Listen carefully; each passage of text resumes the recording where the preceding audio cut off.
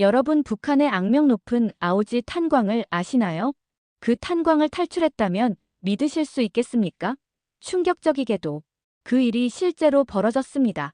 절대 빠져나오지 못한다는 그곳을 무려 4명의 일가족이 연기처럼 증발해버렸는데요. 분노에 찬 김씨 정권이 그들의 행방을 찾았지만 끝끝내 찾지 못했습니다. 그들은 어떤 방법을 이용해 탈출에 성공할 수 있었을까요? 또 그들은 지금 살아는 있는 걸까요? 그 충격적인 이야기를 지금 시작합니다.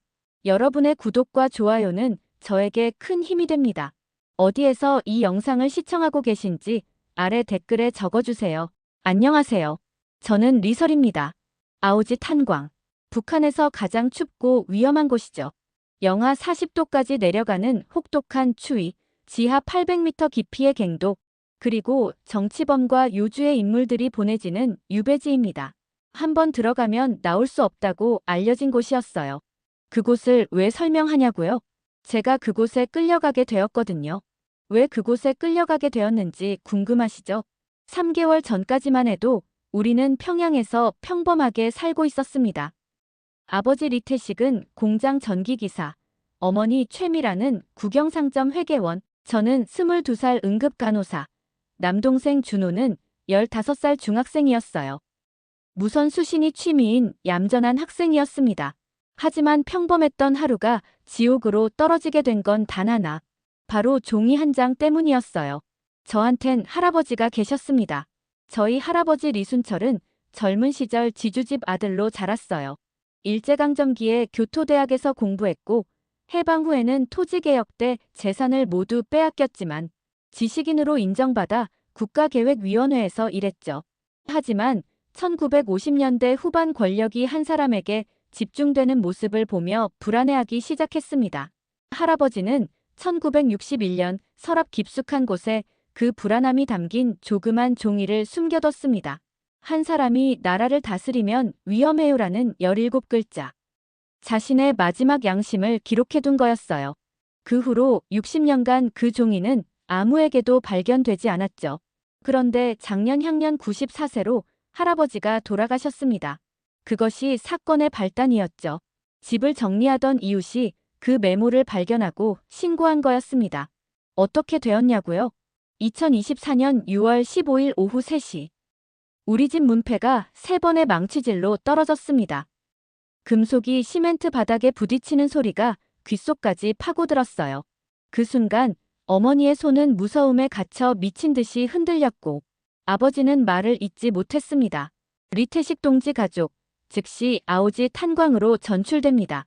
우리는 하루아침에 아오지 탄광으로 끌려가게 되었습니다.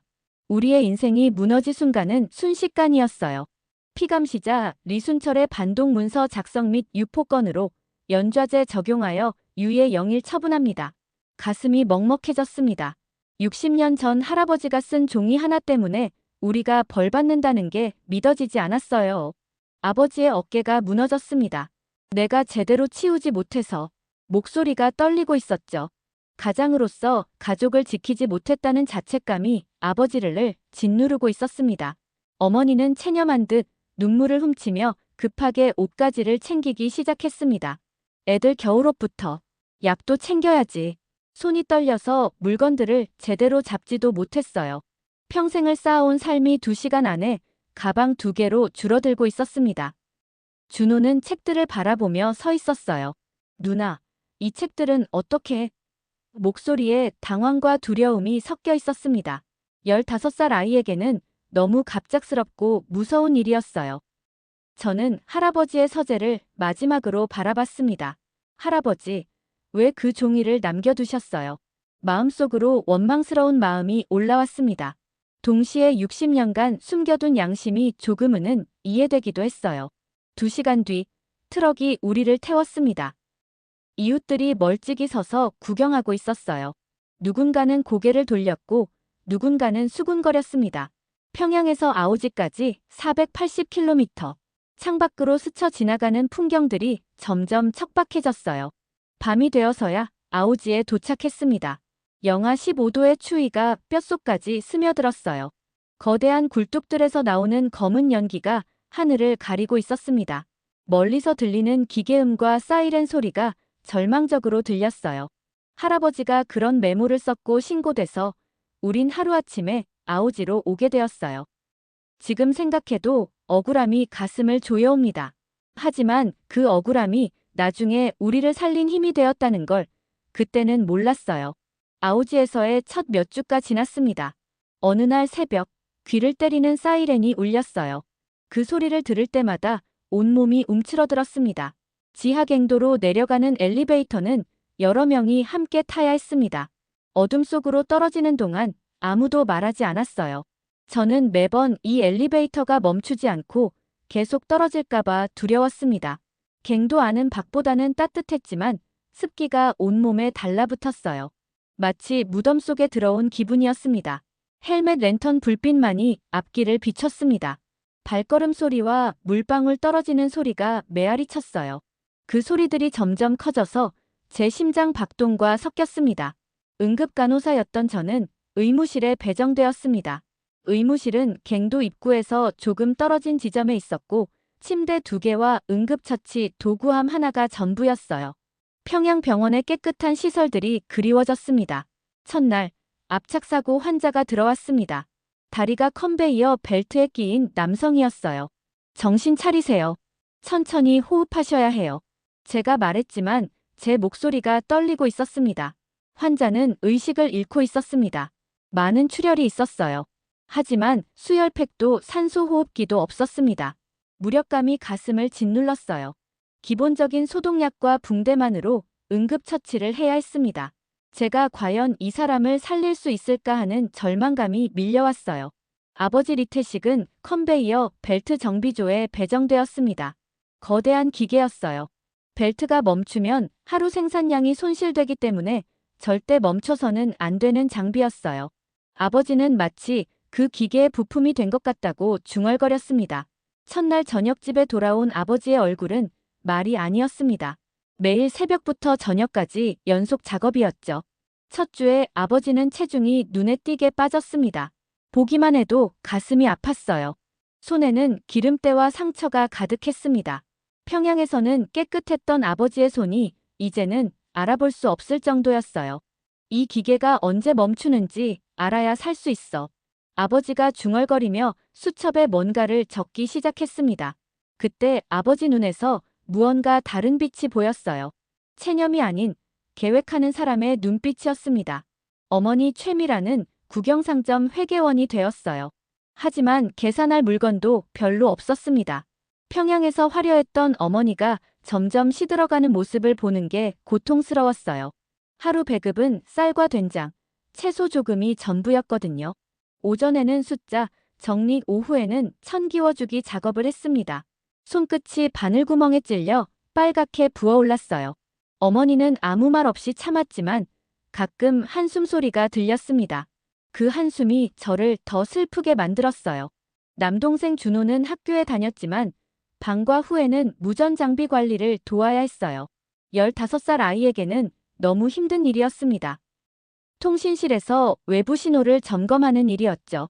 어린아이가 무선 주파수를 맞추고 신호 강도를 측정했어요. 하지만 준호는 의외로 그 일에 집중했습니다. 마치 그 신호들이 바깥 세상과 연결해주는 유일한 고리인 것처럼요. 그 과정에서 준호는 야드 통신 패턴을 알게 되었습니다. 그런데 얼마 후 갱도에서 붕괴 사고가 일어났어요. 그날의 공포는 지금도 잊을 수 없습니다. 여러 명이 갇혔고 그중 일부는 구조되지 못했습니다. 저는 여러 부상자를 돌봐야 했어요. 골절, 타박상, 호흡곤란. 하지만 진통제도 항생제도 부족했습니다.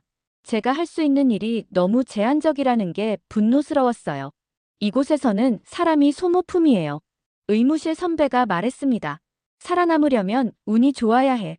그 말을 들은 순간 온몸에 소름이 돋았어요. 우리 가족도 언젠가는 그 소모품 중 하나가 될 거라는 생각이 들었습니다. 그 생각만으로도 숨이 막혔어요. 시간이 지나며 아버지의 관찰이 구체화되기 시작했어요. 매일 오후 2시경에 컨베이어가 정기 점검으로 멈췄습니다. 11분간의 정지였어요.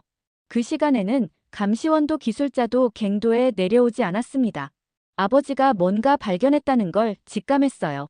어느 날 밤, 아버지가 손바닥 크기 수첩을 펼쳤습니다. 오랜 기간의 정비 기록이 빼곡히 적혀 있었어요. 이때 제 심장이 빨라지기 시작했습니다. 설아, 이리 와봐. 아버지의 목소리는 조용했지만 확신에 차 있었습니다. 무언가 중요한 이야기가 시작될 거라는 예감이 들었어요. 수첩 안에는 날짜별 정지 시간이 기록되어 있었어요. 아버지의 치밀함에 놀랐습니다. 매주 화요일과 금요일 오후 2시경부터 11분간 멈춘다. 아버지가 손가락으로 숫자들을 짚어가며 설명했습니다. 정기 점검 시간이야. 아무도 갱도에 내려가지 않는 시간이지. 그 순간 희망과 두려움이 동시에 밀려왔어요. 그 11분 동안 컨베이어 벨트를 따라 이동하면 아버지가 종이에 선을 그었습니다. 지하 갱도에서 지상 세척장까지 갈 수 있어. 거기서 화물열차로 연결되거든. 그 말을 듣는 순간 온몸이 떨렸어요. 탈출의 가능성이 보이는 동시에 실패했을 때의 결과가 두려웠습니다.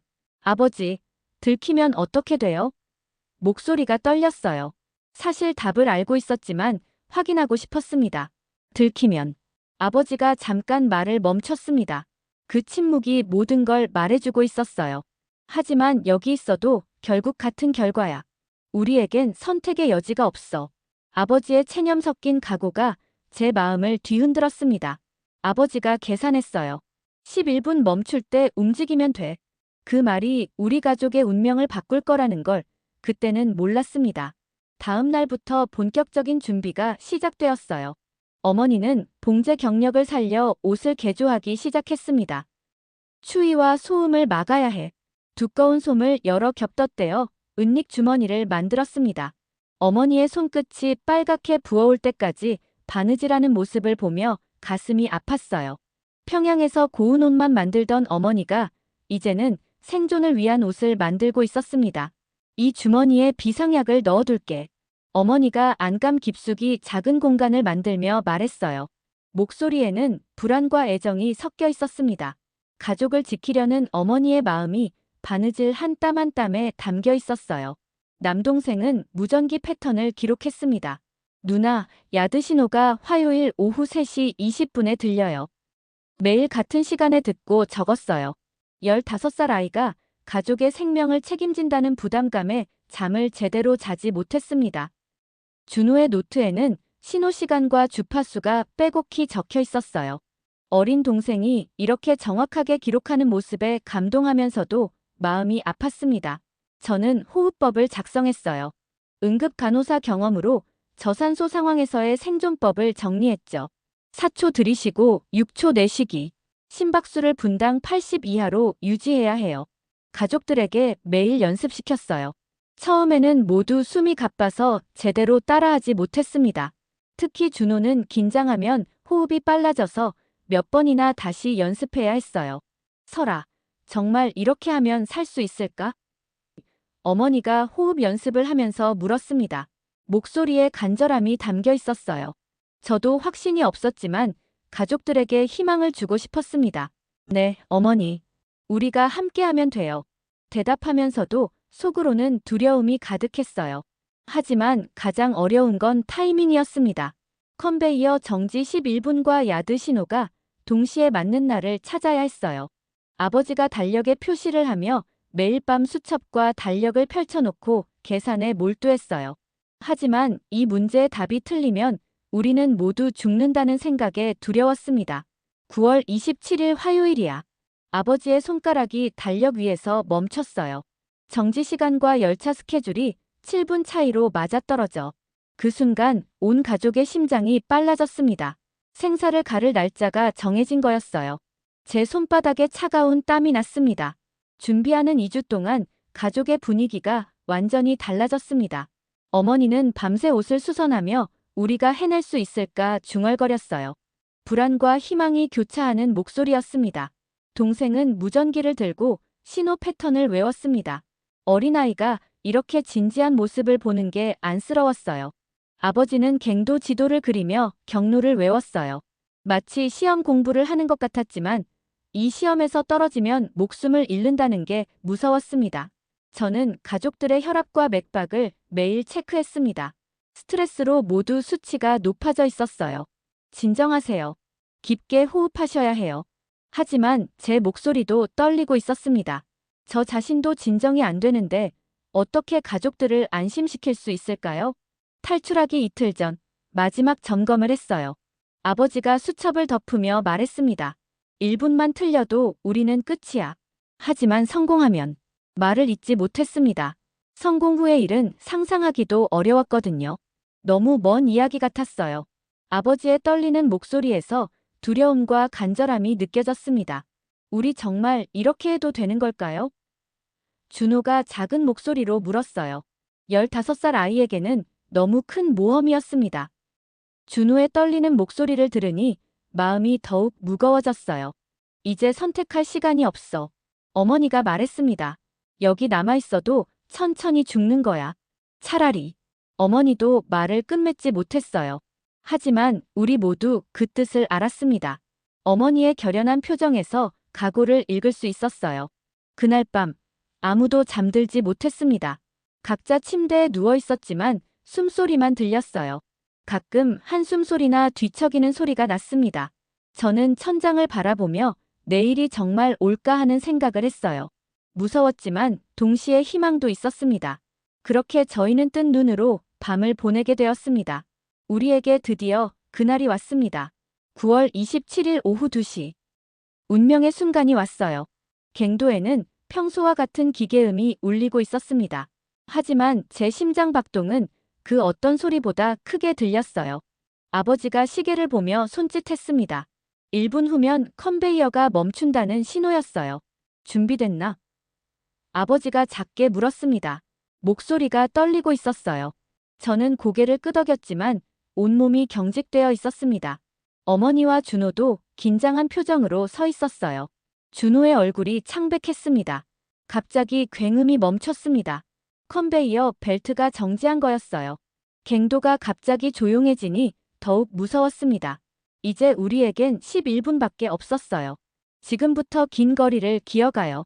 90초 뒤엔 팬이 켜져요. 말하지 말고 가요. 제가 가족들에게 속삭였습니다.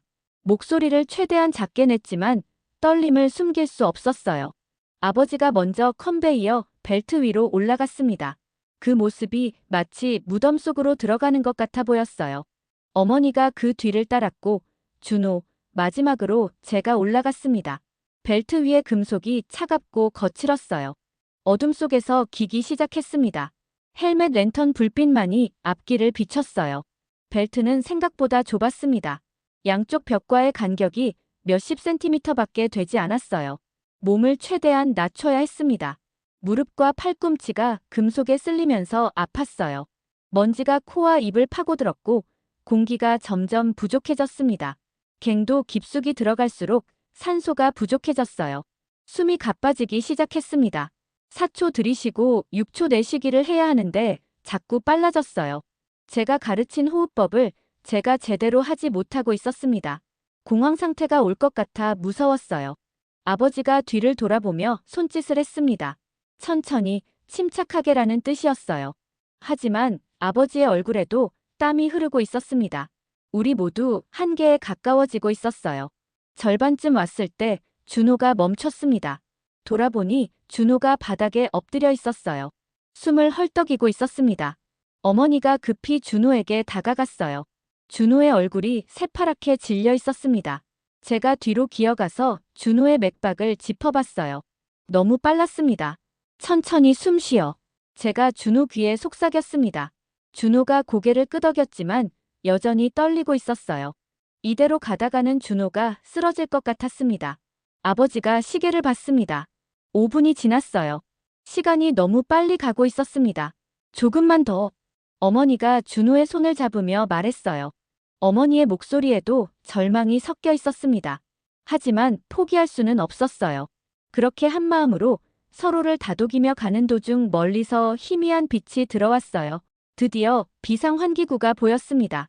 그 빛을 본 순간 눈물이 날 뻔했습니다. 하지만 가장 위험한 순간이 다가오고 있었어요. 환기팬이 90초 후에 가동될 예정이었습니다. 그 전에 모두 통과해야 했어요. 아버지가 먼저 환기구 사다리를 올라가기 시작했습니다. 어머니가 준호를 밀어 올렸어요. 준호가 힘겹게 사다리를 잡았습니다. 제가 맨 마지막에 올라갔어요. 환기구는 생각보다 좁았습니다. 한 명씩밖에 지나갈 수 없었어요. 아버지가 위에서 어머니를 끌어올렸습니다. 동생이 그 다음이었어요.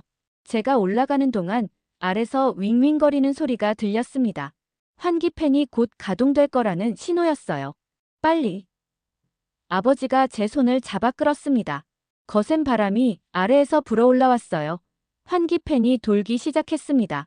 조금만 늦었어도 우리는 빨려 들어갔을 거예요. 온몸이 떨렸습니다. 하지만 우리는 해냈어요. 첫 번째 관문을 통과한 거였습니다. 환기구 출구에서 지상의 빛이 보였어요. 그 빛이 이렇게 아름다울 줄 몰랐습니다. 하지만 아직 끝이 아니었어요. 이제 세척장으로 가야 했습니다. 그곳에서 화물열차를 기다리는 탄차가 있을 거예요. 이제 정말 시작이야. 아버지가 말했습니다. 목소리에 안도감과 긴장감이 섞여 있었어요. 저는 온몸이 석탄 가루로 시커멓게 되었지만 희망을 느꼈습니다. 우리가 정말 해낼 수 있을지도 모른다는 생각이 들었어요. 환기구에서 나온 우리는 세척장 뒤편으로 몸을 숨겼습니다. 거대한 기계들이 쿵쿵거리는 소리를 내며 돌아가고 있었어요. 석탄을 씻어내는 물소리와 쇳덩어리가 부딪히는 소리가 요란했습니다. 다행히 그 소음 때문에 우리 발자국 소리는 들리지 않았어요. 하지만 심장이 너무 빨리 뛰어서 그 소리가 더 클 것 같았습니다. 아버지가 탄차들을 가리켰어요. 검은 화물칸들이 길게 늘어서 있었습니다. 라진항으로 가는 석탄을 실어 나르는 열차였어요. 아버지는 미리 조사해둔 빈 탄차 하나를 찾았습니다. 가장자리에 있는 것이었어요. 저기야. 아버지가 손가락으로 가리켰습니다. 목소리가 떨리고 있었어요. 탄차로 가는 길에 감시초소가 보였습니다. 다행히 사각지대였어요. 하지만 언제 누가 나타날지 모르는 상황이었습니다. 온몸에 긴장이 감돌았어요. 하나씩 탄차에 올라갔습니다. 아버지가 먼저, 그 다음 어머니, 준호, 마지막에 제가 올라갔어요.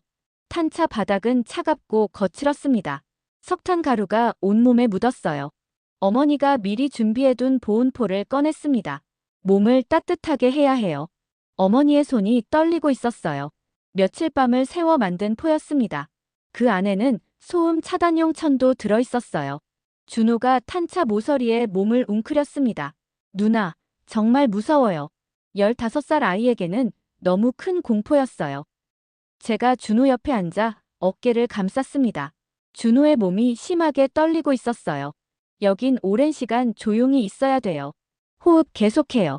제가 가족들에게 속삭였습니다. 하지만 제 목소리도 불안에 떨리고 있었어요. 탄차 안은 완전한 어둠이었습니다. 손을 눈앞에 대도 보이지 않았어요. 그 어둠이 점점 우리를 압박해왔습니다. 숨이 막히는 느낌이었어요. 제가 가르친 호흡법을 스스로에게 적용했어요. 하지만 쉽지 않았습니다.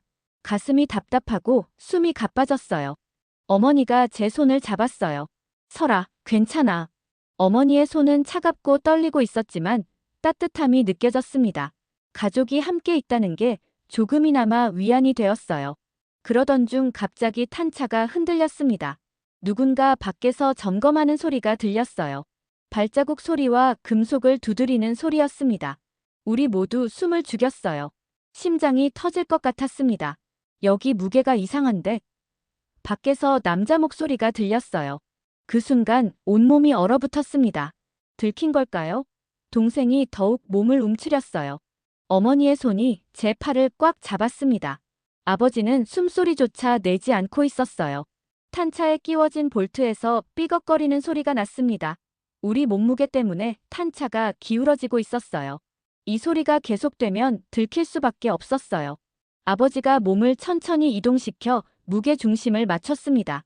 다행히 소리가 멈췄어요. 아무것도 아니네. 밖에서 다른 목소리가 들렸습니다. 다른 거나 확인하자. 발자국 소리가 멀어졌어요.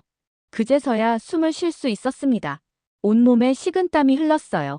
방금 전 순간이 얼마나 위험했는지 실감이 났습니다. 정말 아슬아슬했어요. 제가 작게 중얼거렸습니다. 목소리가 떨리고 있었어요. 시간이 흘러갔습니다. 1시간, 2시간. 탄차 안에서 기다리는 시간이 이렇게 길 줄 몰랐어요. 몸은 점점 뻣뻣해졌고 추위가 뼛속까지 스며들었습니다. 어머니가 만든 보온포가 도움이 되었지만 한계가 있었어요. 동생은 가끔 신음소리를 냈어요. 15살 아이에게는 너무 힘든 상황이었습니다. 준호야, 호흡에 집중해. 제가 귀에 속삭였습니다. 누나와 함께 해보자. 준호가 고개를 끄덕이며 따라했어요.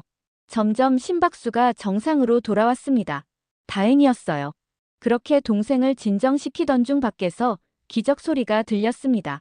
드디어 열차가 출발할 시간이 온 거였어요. 탄차가 천천히 움직이기 시작했습니다. 그 순간 희망과 두려움이 동시에 밀려왔어요. 이제 진짜 시작이야. 아버지가 말했습니다.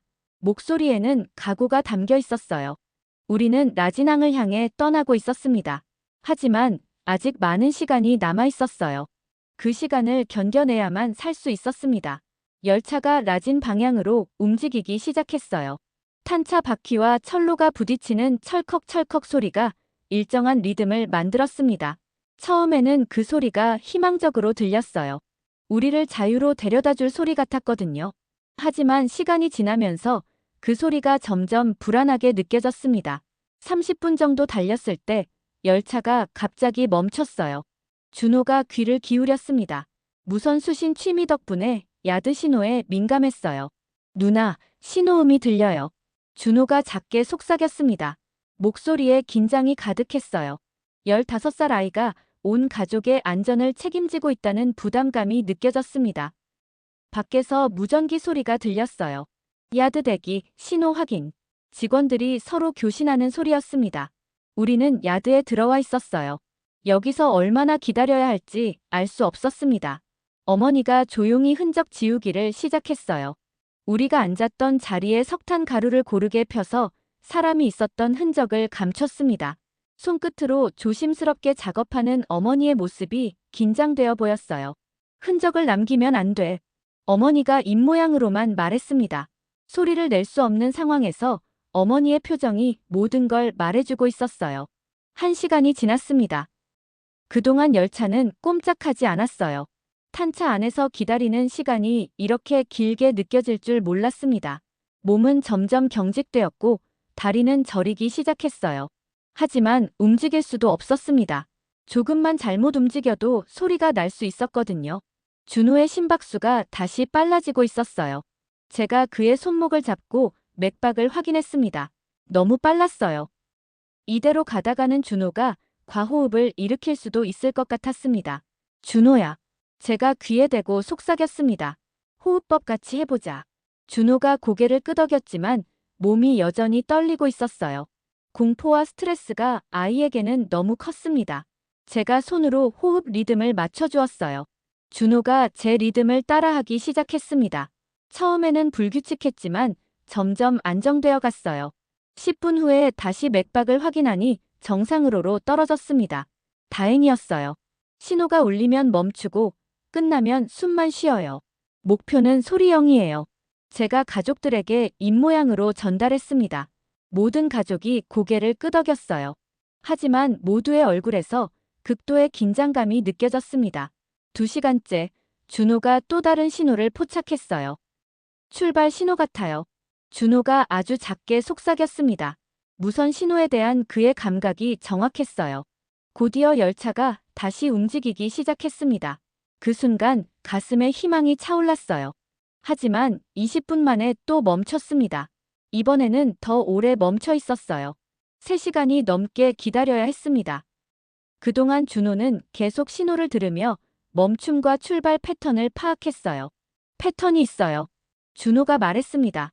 30분 대기, 20분 이동을 반복해요. 준호의 관찰력에 감탄했지만 동시에 걱정도 되었어요. 너무 어린 나이에 이런 책임을 져야 한다는 게 안쓰러웠습니다. 어머니는 계속 주변 정리를 했어요. 우리가 만진 곳, 앉은 곳, 숨을 내쉰 곳까지 세심하게 관리했습니다. 봉제 경력이 있어서인지 디테일에 대한 감각이 뛰어났어요. 한 군데라도 놓치면 들켜. 어머니의 완벽주의가 우리를 살리고 있었습니다. 아버지는 시간을 계산하고 있었어요. 출발 시간과 도착 예정 시간을 머릿속으로 정리하며 다음 계획을 세우고 있었습니다. 전기기사의 논리적 사고가 이런 상황에서도 발휘되고 있었어요. 아직 반도 안 왔어. 아버지가 입모양으로 말했습니다. 더 오래 견뎌야 한다는 뜻이었어요. 밤이 되었습니다. 탄차 안은 더욱 춥고 어두워졌어요. 온몸이 얼어붙는 것 같았습니다.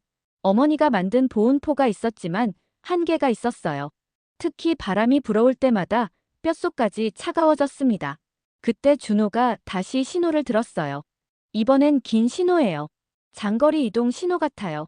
준호의 말이 맞았습니다. 열차가 이전보다 빠른 속도로 달리기 시작했어요. 라진항에 가까워지고 있다는 신호였습니다. 하지만 동시에 더 큰 위험이 기다리고 있었어요. 항만에서는 화물 검사가 있을 테니까요. 그곳에서 들키면 모든 게 끝이었습니다. 이제 정말 중요한 순간이 와요. 제가 가족들에게 말했습니다. 모든 가족의 얼굴에 각오가 서려 있었어요. 지금까지 견뎌낸 시간들이 이 순간을 위한 거였습니다. 라진항에 도착했을 때는 새벽이었습니다. 멀리서 바다 냄새가 풍겨왔어요. 짠내와 함께 기계유 냄새, 석탄 가루 냄새가 섞여 있었습니다. 항구의 거대한 크레인들이 움직이는 소리가 들렸어요. 우리가 탄 열차가 천천히 화물 검수대 쪽으로 이동하고 있었습니다. 이제부터가 진짜야. 아버지가 입모양으로 말했어요. 목소리 없는 그 말에서도 긴장감이 느껴졌습니다. 갑자기 삐삐삐하는 경고음이 울렸어요. 심장이 멈출 뻔했습니다. 중량 경고등이 켜진 거였어요. 우리 탄차가 예상 무게보다 무겁다는 신호였습니다. 온몸에 식은땀이 흘렀어요. 이제 검수원들이 올 거였습니다. 움직이지 마. 어머니가 손짓으로 신호했어요. 어머니의 얼굴이 창백했지만 눈빛은 차분했습니다. 국영상점에서 서류 작업을 오래 한 경험이 이런 순간에 도움이 될 거라고 믿었어요. 발자국 소리가 들렸습니다. 검수원들이 우리 탄차로 오고 있었어요.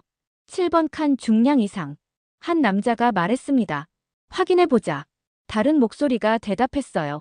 우리가 숨어있는 탄차였습니다. 준호가 몸을 더욱 웅크렸어요. 15살 아이의 몸이 잎사귀처럼 떨리고 있었습니다. 제가 준호의 손을 잡았지만 제 손도 떨리고 있었어요. 이대로 들키면 모든 게 끝이었습니다. 검수원이 탄차 옆면을 두드렸습니다. 똑똑똑. 금속 소리가 탄차 안에 울려 퍼졌어요. 그 소리가 마치 우리를 찾는 소리 같았습니다. 숨이 막혔어요. 심장이 너무 크게 뛰어서 그들이 들을까봐 무서웠습니다. 무게가 5톤 초과네. 검수원이 말했어요. 뭔가 더 들어있나? 그때 어머니가 움직였습니다. 조용히 서류 뭉치를 꺼내 들었어요. 국영상점에서 일하며 수없이 봤던 화물 명세서 같은 종이였습니다. 어머니가 그걸 자세히 들여다보더니 뭔가를 발견한 듯 했어요. 저기요. 어머니가 갑자기 소리쳤습니다. 모든 가족이 깜짝 놀랐어요. 어머니가 왜 갑자기 소리를 냈을까요? 순간 모든 게 끝났다고 생각했습니다. 어머니가 탄차에서 조심스럽게 고개를 내밀었습니다. 경고등이 켜졌어요. 이 칸이 틀렸다고 말해 다시 재개하면 돼요. 검수원들이 놀라며 어머니를 바라봤어요. 당신은 누구요? 한 검수원이 물었습니다. 목소리에 의심이 섞여 있었어요. 화물관리원이에요. 어머니가 침착하게 대답했습니다. 서류를 확인하던 중에 기재 오류를 발견했어요. 6번 칸 무게가 7번 칸에 잘못 기입되어 있네요. 어머니가 서류를 검수원에게 보여줬어요. 실제로 한 칸이 잘못 적혀 있었습니다. 어머니의 예리한 눈이 그 오류를 찾아낸 거였어요. 회계 업무를 하며 기른 능력이 이 순간 우리를 살린 거였습니다. 정말이네. 검수원이 서류를 확인하며 말했어요. 6번 칸이 무거운 거였구나. 다시 계측해보자. 검수원들이 6번 칸으로 이동했어요. 우리 탄차에서 멀어진 거였습니다. 그 순간 온몸에 힘이 빠졌어요. 어머니의 기지 덕분에 위기를 넘긴 거였습니다. 재계측이 시작되었어요. 이번에는 정확한 칸에서 측정하니 중량이 정상으로 나왔습니다. 정상 범위네. 검수원이 말했어요. 경고 해제. 삐삐삐 경고음이 멈췄습니다. 그 소리가 멈추는 순간 눈물이 날 뻔했어요. 어머니가 우리를 살린 거였습니다. 평생 서류 정리만 하던 어머니가 생사의 순간에서 가족을 구한 거였어요. 고생하셨습니다. 검수원이 어머니에게 말했어요. 덕분에 오류를 잡았네요. 어머니가 고개를 끄덕였어요. 정확한 서류가 중요하죠. 어머니의 목소리는 떨리지 않았습니다. 하지만 어머니의 손이 미세하게 떨리고 있는 걸 저는 알 수 있었어요. 검수원들이 멀어진 후 어머니가 다시 탄차 안으로 들어왔어요. 온 가족이 어머니를 바라봤습니다. 존경과 감사의 마음이 가득했어요. 어머니, 정말 대단해요. 제가 작게 속삭였습니다. 목소리가 떨렸어요. 방금 전 상황이 얼마나 위험했는지 이제야 실감이 났습니다. 한 줄이 틀려도 들통나는 거였어. 어머니가 말했어요. 다행히 정말 오류가 있었네. 어머니의 말에서 안도감과 함께 자부심이 느껴졌습니다. 준호가 어머니의 손을 잡았어요. 엄마, 무서웠어요. 어린아이의 솔직한 마음이었습니다. 어머니가 준호의 머리를 쓰다듬었어요. 아버지는 어머니를 바라보며 고개를 끄덕였어요. 당신 덕분이야. 아버지의 목소리에 깊은 감사가 담겨 있었습니다. 하지만 아직 끝이 아니었어요. 검문 3회를 더 통과해야 했습니다. 항구에서 배로 이동하기까지 여러 단계가 남아 있었어요. 어머니의 기지로 첫 번째 위기는 넘겼지만 더 큰 시련이 기다리고 있었습니다. 이제 국경야드로 가요. 어머니가 말했어요. 목소리에는 두려움과 희망이 함께 있었습니다. 우리의 긴 여행은 아직 끝나지 않았어요. 국경야드에 도착한 건 새벽 4시경이었어요. 공기가 달랐습니다. 더 차갑고 더 긴장되어 있었어요. 멀리서 탐조등 불빛이 하늘을 훑고 지나갔습니다. 국경지역 특유의 삼엄한 분위기가 느껴졌어요. 여기서는 한 번의 실수도 용납되지 않는다는 걸 본능적으로 알 수 있었습니다. 열차가 최종 정차했어요. 이제 더 이상 갈 곳이 없었습니다. 탄차 안에서 가족들이 서로를 바라봤어요. 지금까지는 숨어서 이동하는 것이었다면 이제는 선택을 해야 했습니다. 계속 숨어서 기회를 노릴 것인가? 아니면 다른 방법을 택할 것인가? 아버지가 시계를 봤어요. 곧 새벽 점검이 시작될 거야. 목소리가 무겁게 가라앉았습니다. 국경야드의 보안은 다른 곳과 차원이 달랐어요. 여기서 들키면 즉시 처형될 수도 있었습니다. 준호가 떨리는 목소리로 물었어요. 누나, 우리 어떻게 해요? 아이의 얼굴에 극도의 공포가 서려 있었습니다. 며칠간의 긴장과 스트레스가 한계에 달한 것 같았어요. 그때 어머니가 말했습니다. 더 이상 숨을 수 없어. 목소리에 결단이 담겨 있었어요. 여기서 들키면 도망자로 죽는 거야. 차라리. 어머니가 말을 잇지 못했습니다. 하지만 우리 모두 그 뜻을 알았어요. 자진 신고를 하자는 거예요? 제가 물었습니다. 가슴이 두근거렸어요. 그것은 완전히 다른 선택이었습니다. 스스로를 드러내는 거였으니까요. 아버지가 고개를 끄덕였어요. 보호 절차가 있어. 자진 신고하는 사람들을 위한 절차 말이야. 아버지의 목소리에는 확신과 불안이 함께 있었습니다. 물론 위험하지만 지금보다는 나을 거야. 멀리서 순찰대 불빛이 보였어요. 점점 가까워지고 있었습니다. 더 이상 망설일 시간이 없었어요. 들키기 전에 선택해야 했습니다. 절차를 믿어야 해요. 제가 말했습니다. 응급 간호사로서 위기 상황의 프로토콜을 믿는 습관이 있었거든요. 숨어 있다가 들키면 도망자가 되지만 스스로 나서면 보호 대상자가 될 수 있어요. 준호가 눈물을 흘렸어요. 무서워요. 정말 무서워요. 동생에게는 너무 큰 결정이었습니다. 하지만 선택할 시간이 없었어요. 어머니가 준호를 꼭 안았어요. 우리가 함께 있어. 괜찮을 거야. 어머니의 목소리는 떨렸지만 따뜻했습니다. 가족이라는 끈이 이 순간 가장 강하게 느껴졌어요. 아버지가 결정했습니다. 나간다. 목소리에 각오가 서려 있었어요. 11분을 견뎠으니 이것도 견딜 수 있어. 탄차에서 하나씩 내렸어요. 아버지가 먼저, 어머니, 준호, 마지막에 제가 내렸습니다. 차가운 새벽 공기가 온몸을 감쌌어요. 며칠간 탄차 안에 있다가 나오니 다리에 힘이 없었습니다. 야드 중앙으로 걸어갔어요. 각자의 발걸음이 다르게 들렸습니다.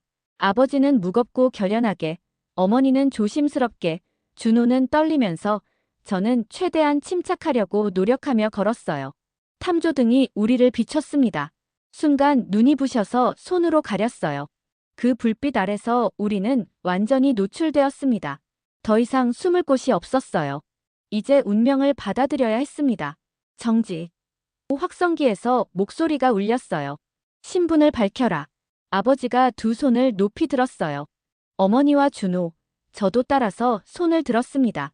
그 순간 지금까지의 은폐와 도피가 끝나고 새로운 단계가 시작되었어요. 이제 숨지 말고 손을 들어요. 제가 가족들에게 말했습니다. 이렇게 말해요. 우리는 보호가 필요해요. 아버지가 큰 소리로 외쳤어요. 우리는 보호가 필요합니다. 목소리가 새벽 공기를 가르며 퍼져나갔습니다. 그 목소리에는 절망과 희망이 함께 담겨 있었어요. 순찰대가 다가왔어요. 무장한 병사들이 우리를 둘러쌌습니다. 총구가 우리를 겨누고 있었어요. 준호가 더욱 떨었습니다. 자진 신고자인가? 한 장교가 물었어요. 목소리는 차갑지만 적대적이지는 않았습니다. 네. 아버지가 대답했어요. 가족 4명입니다. 보호 절차를 요청합니다. 장교가 무전기로 보고했어요. 자진 신고자 4명 확인. 보호 절차 개시 요청. 잠시 후 통역관이 나타났어요. 외국인이었습니다. 프러시드. 그가 말했어요. 절차가 시작된다는 뜻이었습니다. 그 순간 온몸에 힘이 빠졌어요. 숨어서 도망치는 시간이 끝나고 보호받는 시간이 시작된 거였습니다. 물론 여전히 위험했지만 적어도 합법적인 절차 안에 들어온 거였어요. 준호가 저를 바라보며 물었어요. 누나, 이제 괜찮은 거예요? 목소리에 희망이 섞여 있었습니다. 아직 모르겠어. 제가 솔직하게 대답했어요. 하지만 올바른 선택을 한 것 같아. 실제로 그런 느낌이었습니다. 도망자에서 보호 신청자로 신분이 바뀐 거였으니까요. 조명 아래서 첫걸음을 내딛었을 때의 두려움을 저는 평생 잊지 못할 거예요. 하지만 그 걸음이 우리를 자유로 이끌어준 첫 걸음이었다는 것도 알고 있습니다. 그렇게 역경의 시간을 겪고 6개월 후 서울. 보호 절차를 거쳐 서울에 도착했을 때의 기분을 어떻게 설명해야 할까요? 처음 보는 고층 빌딩들이 하늘을 찌를 듯 솟아 있었어요. 아우지의 검은 굴뚝과는 완전히 다른 세상이었습니다. 하지만 자유롭다는 기쁨보다는 막막함이 더 컸어요. 정착촌의 작은 방 하나가 우리에게 배정되었어요. 아우지보다는 넓었지만 여전히 가족 4명이 지내기에는 비좁았습니다. 하지만 불평할 수 없었어요. 살아서 여기까지 온 것만으로도 기적이었으니까요. 여기서 새 시작이야. 아버지가 말했지만 목소리에는 자신감보다 불안감이 더 많았어요. 새롭게 모든 걸 다시 시작해야 한다는 부담감이 그를 짓누르고 있었습니다. 처음 몇 달은 정말 힘들었어요. 어머니는 한국어 억양 때문에 취업이 어려웠습니다. 아버지는 전기 자격증이 인정되지 않아 공장에서 단순 노동을 해야 했어요. 준호는 학교에 적응하느라 힘들어했고 저는 간호사 면허 취득을 위해 공부해야 했습니다. 그런데 어느 날 이상한 꿈을 꿨어요. 아우지 탄광에서 그날의 탈출을 다시 경험하는 꿈이었습니다. 하지만 이번에는 혼자가 아니라 다른 사람들과 함께였어요. 제가 그들에게 호흡법을 가르치고 아버지가 안전 절차를 설명하고 어머니가 은폐 방법을 알려주는 꿈이었어요. 꿈에서 깨어났을 때 가슴이 뛰었습니다. 우리가 겪은 일을 다른 사람들에게 가르칠 수 있지 않을까? 그런 생각이 들었어요. 생존 기술을 체계적으로 정리해서 교육하는 거였습니다. 가족들에게도 이야기했어요. 우리가 산업안전 교육을 만들어 보면 어떨까요? 제 제안에 모든 가족이 고개를 들었습니다. 아버지는 기계 안전을, 어머니는 세심한 관찰을, 준호는 신호 체계를, 저는 응급처치를 가르치는 거예요. 아버지가 눈을 반짝였어요. 우리만의 경험이니까 누구보다 생생하게 가르칠 수 있겠네.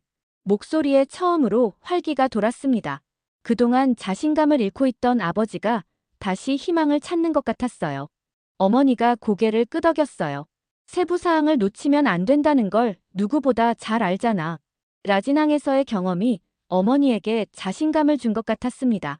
하지만 동시에 죄책감도 밀려왔어요. 우리만 살아나온 게 맞나요? 준호가 작은 목소리로 물었습니다. 여전히 그때의 기억에 시달리고 있었어요. 저도 같은 마음이었어요. 아우지에서 못 나온 사람들을 생각하면 가슴이 아팠습니다. 그래서 더욱 의미 있는 일을 해야 하는 것 같아요. 제가 말했습니다. 우리가 배운 걸 나눠서 다른 사람들도 도와야 해요. 첫 교육 프로그램을 만드는데 3개월이 걸렸어요. 아버지는 기계 안전 점검 절차를 정리했습니다. 11분의 시간을 파악했던 그 치밀함을 교육 과정에 담았어요. 어머니는 세심한 관찰법과 서류 검토 기술을 체계화했습니다. 준호는 신호 인식 훈련을 만들었고 저는 극한 상황 응급 처치를 정리했어요. 쉬운 절차로 만들어야 해요. 제가 강조했습니다. 복잡하면 위급할 때 기억하지 못해요. 우리의 경험에서 나온 진짜 조언이었어요. 처음에는 정착촌 사람들을 대상으로 시작했어요. 10명 정도가 모였습니다. 대부분 공장에서 일하는 사람들이었어요. 우리와 비슷한 처지의 사람들이었습니다. 4초 들이쉬고 6초 내쉬기. 제가 호흡법을 가르쳤어요. 위급할 때 이 호흡으로 심박수를 조절할 수 있어요. 수강생들이 진지하게 따라했습니다. 실제 경험에서 나온 기술이라는 걸 알 수 있었나 봅니다. 아버지가 기계 점검법을 설명했어요. 패턴을 파악하는 게 중요해요. 기계도 사람처럼 습관이 있거든요. 그의 설명을 들으며 수강생들이 고개를 끄덕였어요. 첫 수업이 끝났을 때 한 아저씨가 다가왔어요. 정말 실용적이네요. 어디서 배운 거예요? 그 질문에 우리 가족은 서로를 바라봤습니다. 실제 경험이라고 말할 수는 없었어요. 현장에서 배운 거예요. 아버지가 대답했습니다. 거짓말은 아니었어요. 아우지도 현장이었으니까요. 입소문이 나기 시작했어요. 한 달 후에는 30명, 2달 후에는 60명이 모였습니다. 공장 관리자들도 관심을 보이기 시작했어요. 사고 예방에 정말 도움이 된다는 평가를 받았습니다. 3개월 후 드디어 첫 수강생 100명을 돌파했어요. 그날 밤 가족들이 둘러앉아 이야기했습니다. 정말 해냈네. 아버지가 감격스러운 목소리로 말했어요. 우리가 겪은 일이 다른 사람들에게 도움이 되고 있어. 어머니가 눈물을 흘렸어요. 죄책감이 조금 줄어드는 것 같아. 아우지에서 못 나온 사람들에 대한 미안함이 조금씩 책임감으로 바뀌고 있었습니다. 준호가 말했어요. 우리가 배운 신호 체계를 더 많은 사람들이 알게 되면 좋겠어요. 아이의 목소리에 성숙함이 느껴졌어요. 그때 저는 중요한 결정을 내렸어요. 수익의 10%를 따로 모아요. 가족들이 저를 바라봤습니다. 이주민 안전키트를 만들어서 나눠주는 거예요. 안전키트? 아버지가 물었어요. 응급약품, 보온용품, 신호기구 같은 것들이요. 제가 설명했습니다. 위험한 상황에 있는 사람들에게 나눠주는 거예요. 우리처럼 갑작스럽게 위험에 빠진 사람들을 위해서요. 어머니가 고개를 끄덕였어요. 좋은 생각이야. 우리가 받은 도움을 다른 사람들에게 전하는 거네. 6개월 후 우리의 교육 프로그램은 정식 사업이 되었어요. 여러 공장과 안전교육 계약을 맺었습니다. 수익도 안정적으로 나오기 시작했어요.